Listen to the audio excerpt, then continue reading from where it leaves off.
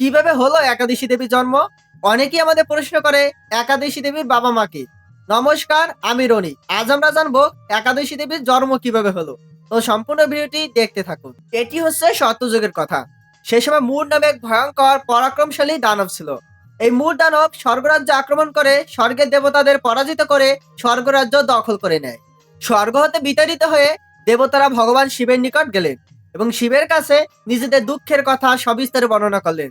দেবতাদের মুখে এই সকল কথা শুনে ভগবান শিব দেবতাদের শ্রী বিষ্ণুর শরণাপন্ন হতে বললেন। ভগবান শিবের মুখে এই সকল কথা শুনে দেবতারা ক্ষীর সমুদ্রে উপস্থিত হলেন এবং সেখানে উপস্থিত হয়ে ভগবান শ্রী বিষ্ণুকে শায়িত অবস্থায় দেখে দেবতারা ভগবান শ্রী বিষ্ণুর স্তব স্তুতি করতে লাগলেন।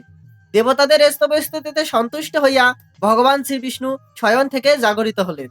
তখন ইন্দ্রদেব ভগবান শ্রীবিষ্ণুর কাছে নিজেদের দুঃখের কথা সবিস্তারে বর্ণনা করলেন।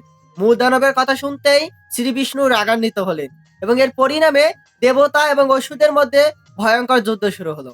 যুদ্ধে দেবতারা পরাজিত হয়ে এদিক সেদিক পলায়ন করতে শুরু করলো।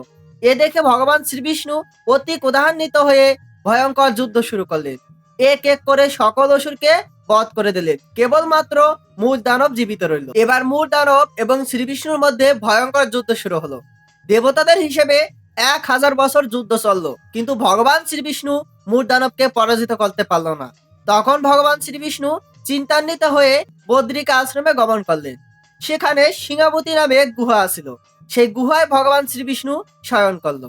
ভগবান শ্রীবিষ্ণুকে অনুসরণ করতে করতে মূল দানব সেখানে উপস্থিত হলো। শ্রীবিষ্ণুকে শায়িত অবস্থায় দেখে মূল দানব ভাবলো, এই তো সুযোগ শ্রীবিষ্ণুকে হত্যা করার।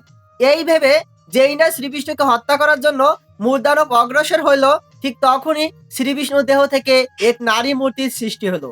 এবার এই নারী এবং মূল দানবের মধ্যে ভয়ঙ্কর যুদ্ধ শুরু হলো। এই যুদ্ধের পরিণামে এই নারীর হাতে মূল দানবের বিনাশ হলো। প্রিয় বন্ধুরা, এই নারী আর অন্য কেউ নয়, তিনি মুক্তি প্রদায়িনী, সর্বপাপ বিনাশিনী এবং পুণ্য প্রদায়িনী, আমাদের প্রাণ প্রিয় একাদশী দেবী।